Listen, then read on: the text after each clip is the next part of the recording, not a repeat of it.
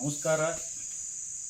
ಇವತ್ತು ನಮ್ಮ ಬಾಗಲಕೋಟದ ಎಲ್ಲ ಅಧಿಕಾರಿಗಳಿಗೂ ಹಾಗೂ ಲೋಕಸಭಾ ಸದಸ್ಯರಿಗೂ ಮತ್ತು ನಮ್ಮ ಜಮಖಂಡಿ ಮತಕ್ಷೇತ್ರದ ಶಾಸಕರಿಗೆ ಈ ಮೂಲಕ ವಿನಂತಿಸುವುದೇನೆಂದ್ರೆ, ಕೊಣ್ಣೂರು ಗ್ರಾಮದೊಳಗೆ ಸುಮಾರು 7-8 ರಸ್ತೆಗಳು ಅದಾವೆ. ಇವತ್ತು ಹಳ್ಳಿಗಳಿಗೆ ಸಂಪರ್ಕ ಆಗುವಂಥ 7-8 ರಸ್ತೆಗಳು ಇವತ್ತು ಬೆಳಗಿ to Jamkhandi main highway road ಬಿಟ್ಟರೆ ಕೊಣ್ಣೂರು ಹುಣಸಿಕಟ್ಟಿ ಇವು 2 ರಸ್ತೆ ಮಾತ್ರ ಇವತ್ತು ಡಾಂಬರೀಕರಣ ಆಗ್ಯಾವ. ಇನ್ನು ಗುಡ್ಡದ ಸಾಲು ವಸ್ತಿ ಇಲ್ಲ, ಲಿಂಗನೂರಿಲ್ಲ, ಗಣಿ ಸಂಪರ್ಕ ಆಗೋ ಒಳ ರಸ್ತೆ ಇಲ್ಲ, ಹುಲ್ಯಾಳ ರಸ್ತೆ ಇಲ್ಲ, ಆಲ್ಗೂರು ರಸ್ತೆಗೆ ಸಂಪರ್ಕ ಆಗುವಂಥ ರಸ್ತೆನೂ ಡಾಂಬರೀಕರಣ ಇಲ್ಲ. ಇನ್ನು ನಾಗರಮಾರ ಗುಡಿ ರಸ್ತೆ ಇಂಥವೆಲ್ಲ ಅನೇಕ ರಸ್ತೆಗಳು ಡಾಂಬರೀಕರಣ ಆಗಲ್ದನ ಉಳಿದ್ಬಿಟ್ಟಾವು. ಯಾಕೆ ಉಳಿಯಾಕತ್ತಾವು? 20 ವರ್ಷ ಗಂಟಲೆ ಆದ್ರೂ ಯಾವುದೇ ರೀತಿ ಅನುದಾನ ಬರ್ತಾ ಇಲ್ಲ ಅಂತೇಳಿ ಜನರಿಗೆ ಸಂಶಯ ಆಗಿಬಿಟ್ಟೈತಿ.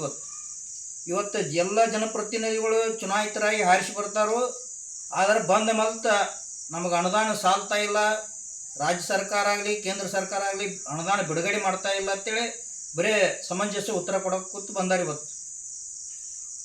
ನಾವು ಇವತ್ತು ಕೊಣ್ಣೂರು ಗ್ರಾಮದ ಗುಡ್ಡದ ಸಾಲು ವಸ್ತಿ ಸುಮಾರು 1500 ಜನಸಂಖ್ಯೆ ಆ ಭಾಗದಾಗ ವಾಸ ಮಾಡಕತ್ತೈತಿ. ಗುಡ್ಡದ ಸಾಲು ವಸ್ತಿಯೊಳಗೆ ಒಂದು ಪ್ರಾಥಮಿಕ ಶಾಲೆ ಕೂಡ ಐತಿ, ಸಪ್ರೇಟ್ ಒಂದು ಮತಗಟ್ಟೆ ಕೂಡ ಐತಿ. ಆ ಭಾಗದಾಗ ಸುಮಾರು 800 ಎಕರೆ ಕಬ್ಬು ಬೆಳೀತಾರೋ, ಮೆಕ್ಕೆಜೋಳ ಇನ್ನಿತರೆ ಕೃಷಿ ಆಧಾರಿತ ಬೆಳೆಗಳನ್ನು ಬೆಳೀತಾರೆ. ಇವತ್ತಲ್ಲಿ ಅವು ಅಷ್ಟು ಬೆಳೆಗಳನ್ನು ಸಾಗಿಸ್ಬೇಕಾದ್ರೆ ಸರಿಯಾದ ರಸ್ತೆ ಇಲ್ಲದ ಸಾಕಷ್ಟು ರೈತರು ಇವತ್ತು ಬೆಂದು ಹೊಂಟಾರೆ.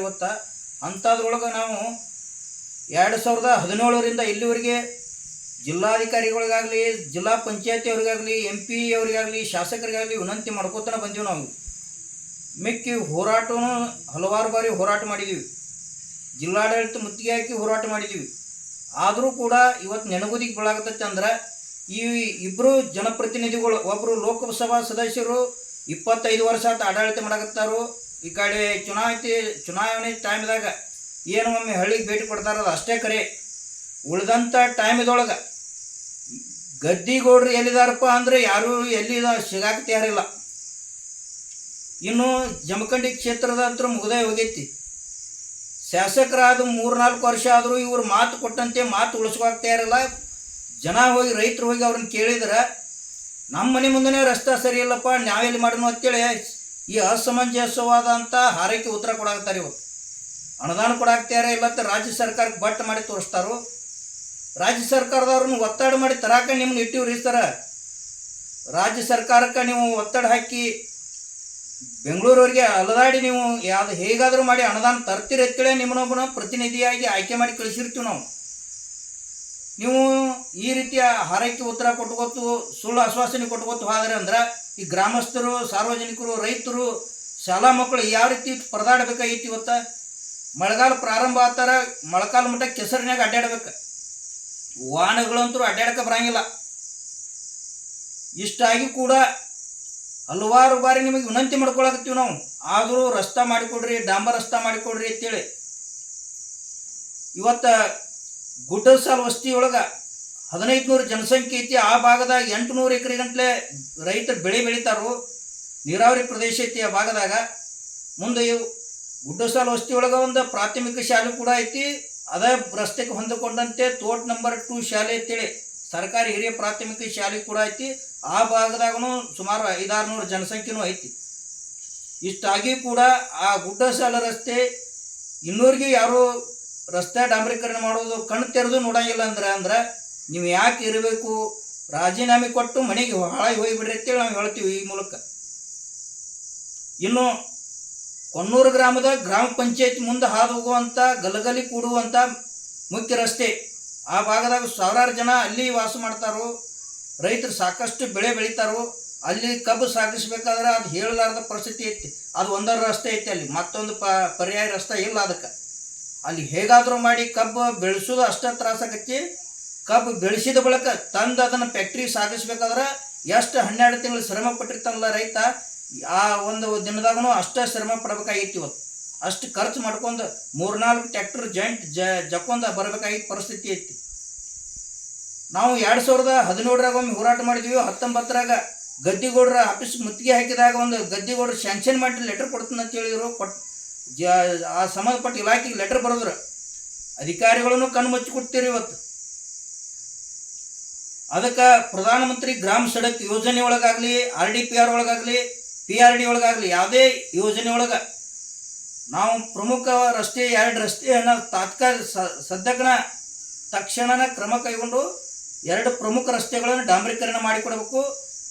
ಯಾವಪ್ಪ ಅಂದ್ರೆ ಒಂದು ಗುಡ್ಡಸಾಲ್ ವಸ್ತಿ 5 ಕಿಲೋಮೀಟರ್ ಐತಿ. ಕೊಣ್ಣೂರು ಗ್ರಾಮದಿಂದ 4.5ರಿಂದ 5 ಕಿಲೋಮೀಟರ್ ಅಂದಾಜು ಆಗ್ಬೋದು. ಇನ್ನು ಗಲಗಲಿ ಕೊಡುವ ಗಣಿ ರಸ್ತೆ ಒಳ ರಸ್ತೆ ಅದು ಕೂಡ 5 ಕಿಲೋಮೀಟರ್ ಐತಿ. ಇವು 2 ರಸ್ತೆ ಮಾಡಿಕೊಡ್ಬೇಕಂತೇಳಿ ಹಲವಾರು ಬಾರಿ ಮನವಿ ಮಾಡಿದ್ವಿ. ಆಲ್ಗೂರು ರಸ್ತೆ ಕೂಡ ಇದು ಕ್ರಿಯಾಜನೊಳಗೆ ಇಟ್ಕೋಬೇಕು ನಾವು. ಇವತ್ತು ಆಲ್ಗೂರು ರಸ್ತೆಗೆ ಕೊಣ್ಣೂರು ಏನು ಎಷ್ಟು ಜನಸಂಖ್ಯೆ ಐತಿ, ಎಲ್ಲರೂ ತೋಟದ ವಸ್ತಿ ಒಳಗೆ ವಾಸ ಮಾಡ್ತಕ್ಕಂಥ ಜನ, ರೈತರು ಬೆಳೆದಂಥ ಬೆಳೆಯನ್ನು ಸಾಗಿಸ್ಬೇಕಾದ್ರೆ ಪರದಾಡುವಂಥ ಪರಿಸ್ಥಿತಿ ಐತಿ. ಅಂಥದ್ರೊಳಗೆ ಇವು ಮುಖ್ಯ ರಸ್ತೆಗಳನ್ನು ಡಾಂಬರೀಕರಣ ಮಾಡಿಕೊಡ್ಬೇಕಂತೇಳಿ ಹಲವಾರು ಬಾರಿ ನಾವು ಮನವಿ ಕೊಟ್ಟಿದ್ವಿ. ಆದರೂ ಅಧಿಕಾರಿಗಳು ನಿರ್ಲಕ್ಷ್ಯದಿಂದ, ಇವತ್ತು ಜನಪ್ರತಿನಿಧಿಗಳ ನಿರ್ಲಕ್ಷ್ಯದಿಂದ ಇವತ್ತು ನಮ್ಮ ಕೊಣ್ಣೂರು ಹಾಳು ಬಿದ್ದಂಗೆ ಆಗಿಬಿಟ್ಟೈತಿ ಇವು ರಸ್ತೆಗಳು ಇವತ್ತು. ಅದಕ್ಕಾಗಿ ದಿನಾಂಕ ಆಗಸ್ಟ್ 10ನೇ ತಾರೀಕು ದಿನ ಬೆಳಗ್ಗೆ 9 ಗಂಟೆಯಿಂದ ಮಾನ್ಯ ಜಿಲ್ಲಾಧಿಕಾರಿಗಳ ಕಚೇರಿ ಮುಂದೆ ನಾವೆಲ್ಲರೂ ಉಪವಾಸ ಸತ್ಯಾಗ್ರಹ ಕುಳಿತುಕೊಳ್ಳಾಗುತ್ತೀವಿ. ನಮ್ಮ ಬೇಡಿಕೆ ಏನಪ್ಪ ಅಂದ್ರೆ ಕೊಣ್ಣೂರು ಗ್ರಾಮದ 2 ಪ್ರಮುಖ ರಸ್ತೆಗಳನ್ನು ಸದ್ಯಕ್ಕೆ ಶೀಘ್ರಗತಿಯಲ್ಲಿ ಪ್ರಾರಂಭ ಮಾಡಬೇಕು, ಡಾಂಬರೀಕರಣ ಮಾಡಿಕೊಡಬೇಕು.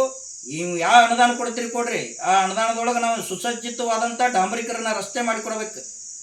ಇನ್ನು ಮುಂದಿನ 2027ರ ಕ್ರಿಯಾಜನೆ ಒಳಗೆ ನಮ್ಮ ಕೊಣ್ಣೂರು ಗ್ರಾಮದಿಂದ ಆಲ್ಗೂರು ರಸ್ತೆ ಸಂಪರ್ಕ ಆಗುವಂಥ ರಸ್ತೆ ಅದು ಎಷ್ಟಪ್ಪ ಅಂದ್ರೆ 8 ಕಿಲೋಮೀಟರ್ ಆಕೈತಿ. ಅದು ಕೊಣ್ಣೂರು ಗ್ರಾಮದಿಂದ ನಾವು ಕುಂಬಾರಳ್ಳಿ ರಸ್ತೆಗೆ ಹೋಗಿ ಕುಂಚನೂರು ರಸ್ತೆಗೆ ಹೋಗಿ ಟಚ್ ಮಾಡಬೇಕು. ಆ ಸಂಪರ್ಕ ಕೊಡಿಸುವಂಥ ರಸ್ತೆ ಅದನ್ನು ಕೂಡ ಕ್ರಿಯಾಜನೊಳಗೆ ಇಟ್ಕೋಬೇಕು. ಈ ವರ್ಷ ಮಾತ್ರ ತಕ್ಷಣನ ನಾವು ಆಗಸ್ಟ್ 15ರ ನಂತರ ಕ್ರಿಯಾಜನೆ ಪ್ರಾರಂಭ ಆಗಬೇಕು. ಕೊಣ್ಣೂರು ಗ್ರಾಮದ ಗುಡ್ಡಸಾಲ ರಸ್ತೆ ಮತ್ತು ಗಣಿ ಸಂಪರ್ಕ ಆಗುವ ಒಳ ರಸ್ತೆಯನ್ನು 2 ರಸ್ತೆಯನ್ನು ಗ್ರಾಮ ಪಂಚಾಯತಿ ಮುಂದೆ ಹಾದು ಹೋಗುವಂಥ ಗಣಿ ರಸ್ತೆ, ಈ 2 ರಸ್ತೆಯನ್ನು ಕ್ರಿಯಾಜನೊಳಗೆ ಇಟ್ಟುಕೊಂಡು ಕಾಮಗಾರಿ ಪ್ರಾರಂಭ ಮಾಡಬೇಕಂತೇಳಿ ಈ ಮೂಲಕ ವಿನಂತಿ ಮಾಡ್ಕೋತೀವಿ. ನಾವು ಜಿಲ್ಲಾಧಿಕಾರಿಗಳ ಕಚೇರಿ ಮುಂದೆ ಏನು ಹೋರಾಟ ಕುಳಿತುಕೊಳ್ಳಾಗುತ್ತೀವಿ, ಉಪವಾಸ ಧರಣಿ ಸತ್ಯಾಗ್ರಹ ಕುಳಿತುಕೊಳ್ಳಾಗುತ್ತೀವಿ. ನಾವು ಯಾವುದೇ ಹಾರೈಕೆ ಉತ್ತರ ಕೊಡೋದಾಗಲಿ, ಸುಳ್ಳು ಆಶ್ವಾಸನೆ ಕೊಡೋದಾಗಲಿ ಏನು ಕೊಟ್ಟರು ನಾವು ಆ ಹೋರಾಟ ಕೈ ಬಿಡಂಗಿಲ್ಲ. ಯಾಕಂದ್ರೆ ನಾವು ಏನು ಅದಕ್ಕೆ ಸಿದ್ಧತೆ ಮಾಡ್ಕೋಬೇಕು, ಯಾರ್ಯಾರಿಗೆ ಮನವಿ ಕೊಡಬೇಕು, ಯಾವ ಇಲಾಖೆಯಿಂದ ಪರ್ಮಿಷನ್ ತೊಗೋಬೇಕು ಎಲ್ಲ ನಾವು ತೊಗೊಂಡಿದ್ದು ಸಜ್ಜ ಮಾಡೀವಿ ಇವತ್ತು. ಅದಕ್ಕೆ ಮಾನ್ಯ ಗದ್ದಿಗೌಡ ಸಾಹೇಬ್ರ, ನೀವು ಏನು ಮೋದಿಯವ್ರ ಹೆಸರ ಮೇಲೆ ಹಾರಿಸಿ ಬರಾಕತ್ತೀರಿ, ಮೋದಿಯವ್ರು ನೋಡಿ ಮತ ಹಾಕಾಕತ್ತೀವಿ. ಗದ್ದಿಗೌಡ್ರು ನೋಡಿ ಯಾರು ಇವತ್ತು ಬಾಗಲಕೋಟೆ ಜಿಲ್ಲಾದಾಗ ಯಾರೂ ಮತ ಹಾಕಂಗಿಲ್ಲ. ಮೋದಿಜಿಯವ್ರು ನೋಡಿ ಮತ ಹಾಕ್ತಾರೋ ಅದನ್ನು ಮೋದಿಜಿಯವರ ಹೆಸರು ಉಳಿಸ್ಬೇಕಾಗಿದ್ರೆ, ಮೋದಿಜಿಯವರ ಹೆಸರಿಗೆ ಧಕ್ಕೆ ತರಬಾರ್ದಾಗಿದ್ರೆ ದಯಮಾಡಿ ನೀವು ಶೀಘ್ರಗತಿಯಲ್ಲಿ ಡಾಂಬರೀಕರಣ ರಸ್ತೆ ಕಾಮಗಾರಿ ಕೈಗೊಳ್ಳಬೇಕು. ಇಲ್ಲದೇ ಇದ್ರೆ ನಿಮ್ಮ ವಿರುದ್ಧ ಮುಂದಿನ ದಿನಮಾನಗಳು ದೊಡ್ಡ ಪ್ರಮಾಣದಲ್ಲಿ ಬಂಡಾಯ ಹೇಳಬೇಕಾಗತ್ತಿ, ಸಿಡಿದೇಳಬೇಕಾಗತ್ತಿ ಎಲ್ಲ ರೈತರು. ಅದಕ್ಕೆ ಕಾರಣಕ್ಕಾಗಿ ನೀವು ಏನಾದರೂ ಮೋದಿಯವರ ಹೆಸರ ಮೇಲೆ ಆರಿಸಿ ಬಂದಿರಲ್ಲ, ಕಾರ್ಯಪ್ರವರ್ತರಾಗಬೇಕು. ಮೋದಿಜಿಯವರು ಏನು ಸಿದ್ಧಾಂತಗಳದಾವು ಅದನ್ನು ಪಾಲನೆ ಮಾಡಬೇಕು. ಹಳ್ಳಿ ಸಂಪರ್ಕ ಆಗಬೇಕು. ಇವತ್ತು ಎಲ್ಲಿ ಆ ಹಳ್ಳಿಗೆ ಸಂಪರ್ಕ ಮಾಡಾಕ್ತೀರಿ, ಎಲ್ಲಿ ಇಲ್ಲ. ಒಂದು ದಿಲ್ಲಿಗೆ ಹೋಗ್ತೀರಿ, ಬಿಟ್ಟರೆ ಬೆಂಗಳೂರು, ಬಿಟ್ಟರೆ ಬಾಗಲಕೋಟೆ, ಇವನ್ ಬಿಟ್ಟರೆ ನಿಮ್ಮ ಮತಕ್ಷೇತ್ರದಾಗ ಬದಾಮಿ ಕ್ಷೇತ್ರದಾಗ ಅಷ್ಟೇ. ನಿಮ್ಮ ಈ ಕಡೆ ಜಮಖಂಡಿ ಬನಟ್ಟಿ ಈ ಕಡೆ ಏನು ಸಂಬಂಧ ಇಲ್ಲ. ಅದಕ್ಕೆ ಕೊಣ್ಣೂರು ಗ್ರಾಮಕ್ಕೆ ತಕ್ಷಣ ಆಗಮಿಸಿ ಆ ಸ್ಥಳ ಪರಿಶೀಲನೆ ಮಾಡೋಕ್ಕೆ ಅಧಿಕಾರಿಗಳು ಸೂಚನೆ ಮಾಡಿ ಆ ಕಾಮಗಾರಿಗೆ ಎಷ್ಟು ಅನುದಾನ ನೀಡಬೇಕು ಅದನ್ನು ಸಿದ್ಧತೆ ಮಾಡಿಕೊಂಡು ತಕ್ಷಣ ಆಗಸ್ಟ್ ತಿಂಗಳು ಮುಗಿಯುವ ಒಳಗಾಗಿನ ಅದಕ್ಕೆ ಡಾಂಬರೀಕರಣ ರಸ್ತೆಗೆ ಏನು ಕ್ರಮ ಕೈಗೊಳ್ಳಬೇಕು ಎಲ್ಲ ಕೈಗೊಳ್ಬೇಕು. ಇಲ್ಲದೇ ಇದ್ರೆ ನಾವು ನಿರಂತರವಾಗಿ ಹೋರಾಟ ಮಾಡ್ತೀವಿ. ಎಲ್ಲರೇ 1 ತಾಸು 2 ತಾಸು 1 ದಿನ 2 ದಿನ ಹಿಂಗೆ ಕೂತು ಡಾಂಬಿಕ್ತನದಿಂದ ಹೋರಾಟ ಅಲ್ಲಿದೆ. ಇದು 7-8 ವರ್ಷಗಳಿಂದ ನಿರಂತರವಾಗಿ ಹೋರಾಟ ಮಾಡಿ ಬೇಸತ್ತ ಪರಿಣಾಮ ಇವತ್ತು ಧರಣಿ ಕುಂಡ್ರಾಕತ್ತೀವಿ, ಉಪವಾಸ ಕುಂಡ್ರಾಕತ್ತೀವಿ.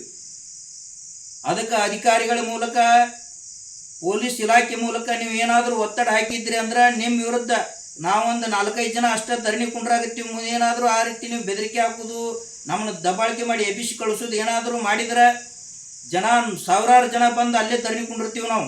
ಇದು ಎಚ್ಚರಿಕೆ ಇದೀಗ. ಇನ್ನು ನಮಗೆ ಜಗದೀಶ್ ಗುಡ್ಗುಂಟಿ ಸಾಹೇಬ್ರಂತರು ರಾಜ್ಯ ಸರ್ಕಾರಕ್ಕೆ ಬಟ್ ಮಾಡಿ ತೋರಿಸುವಂಥ ಪರಿಸ್ಥಿತಿ ನಿರ್ಮಾಣ ಆಗೈತಿ.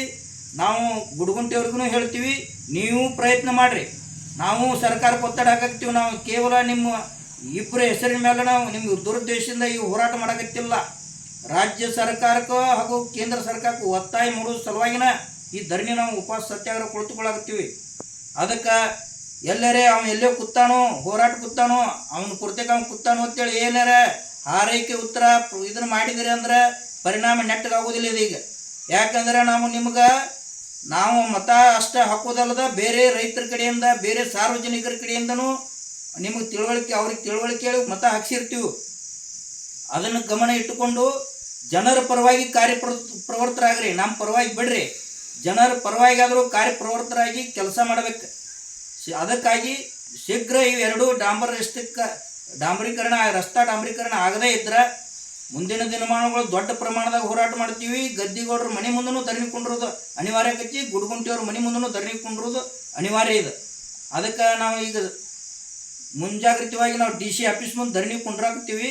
ಸಂಬಂಧಪಟ್ಟ ಎಲ್ಲ ರೈತರು ಭಾಗವಹಿಸುವವರು, ಬೆಂಬಲಿಸೋರು, ಇಚ್ಛೆ ಇದ್ದವರು ಬೆಂಬಲಿಸಲು ವಿನಂತಿಸ್ತೀವಿ. ನೀವು ಏನೋ ಬೆಂಬಲಿಸದೇ ಇದ್ದರೂ ಕೂಡ ದಯಮಾಡಿ ಟೀಕೆ ಮಾಡೋದಂತರೂ ಮಾಡಬೇಡ್ರಿ. ಯಾಕಂದ್ರೆ ಎಷ್ಟು ಸಾಧ್ಯಕ್ಕೋ ಅಷ್ಟು ಬೆಂಬಲ ಕೊಡ್ರಿ. ಇದನ್ನೇನು ನಮ್ಮ ಮನೆಗಾಗಿ ಮಾಡಕತ್ತಿಲ್ಲ, ಸಾರ್ವಜನಿಕರಿಗಾಗಿನೇ ಮಾಡಕತ್ತೈತಿ. ಅದಕ್ಕೆ ದಯಮಾಡಿ ಎಲ್ಲ ರೈತರು ಒಗ್ಗಟ್ಟಿನಿಂದ ಈ ಅಧಿಕಾರಿಗಳು ಏನು ನಿರ್ಲಕ್ಷ್ಯ ಮಾಡಕತ್ತಾರೋ, ಕೇಂದ್ರದವರಾಗಲಿ, ರಾಜ್ಯ ಸರ್ಕಾರದವರಾಗಲಿ, MP ಅವರಾಗಲಿ, ಶಾಸಕರಾಗಲಿ ಏನು ನಿರ್ಲಕ್ಷ್ಯ ಮಾಡಕತ್ತಾರೋ ಅದಕ್ಕೆ ಇವರು ಖಂಡನೆ ಮಾಡುವುದು ಅನಿವಾರ್ಯ ಆಗೈತಿ. ಅದಕ್ಕಾಗಿ ದಿನಾಂಕ 10/8/2026 ಬೆಳಗ್ಗೆ 9 ಗಂಟೆಯಿಂದ ಬಾಗಲಕೋಟೆ ಜಿಲ್ಲಾಧಿಕಾರಿಗಳ ಮುಂದೆ ಧರಣಿ ಕುಂಡಿರ್ತೀವಿ ನಾವು ಉಪವಾಸ ಸತ್ಯಾಗ್ರಹ. ಅದಕ್ಕಾಗಿ ಅಧಿಕಾರಿಗಳು ಎಚ್ಚೆತ್ತುಕೊಂಡು ಏನಾದರೂ ಶೀಘ್ರ ಕ್ರಮ ಕೈಗೊಂಡ್ರೆ ನಾವು ಹೋರಾಟ ಕೈ ಬಿಡ್ತೀವಿ. ಇಲ್ಲ ಇದ್ರೆ ಮುಂದಿನ ದಿನಮಾನದೊಳಗೆ ನಾವು ಹೋರಾಟ ನಿರಂತರವಾಗಿ ಮುಂದುವರಿತೈತಿ. ಜನಸಂಖ್ಯೆನೂ ಜಾಸ್ತಿಯಾಗಿ ಹೋರಾಟ ದೊಡ್ಡ ಪ್ರಮಾಣದಾಗಿ ನಿಮಗೆ ಪೆಟ್ಟು ಬಿಡುವಂಥ ವ್ಯವಸ್ಥೆ ಆಗತ್ತಿ. ಅದಕ್ಕೆ ನಾವು ಮಾಡ್ತಕ್ಕಂಥ ಹೋರಾಟ ಶಾಂತಿಯುತವಾಗಿರ್ತೈತಿ. ಯಾರಿಗೆ ಅಧಿಕಾರಿಗಳಿಗೆ ಟೀಕೆ ಮಾಡೋದಾಗಲಿ, ಕಲ್ಲು ಒಗಿದಾಗಲಿ ಇಂಥದ್ದೇನು ಮಾಡಂಗಿಲ್ಲ. ನಾವು ಶಾಂತ ರೀತಿಯಿಂದ ಹೋರಾಟ ಮಾಡಾಕತ್ತೀವಿ. ಅಷ್ಟೇ ಶಾಂತತೆಯಿಂದ ನಮಗೆ ಅನುದಾನ ಕೊಡ್ರಿ ಅಂತೇಳಿ ನಾವು ವಿನಂತಿ ಮಾಡ್ಕೋತೀವಿ. ಜೈ ಹಿಂದ್.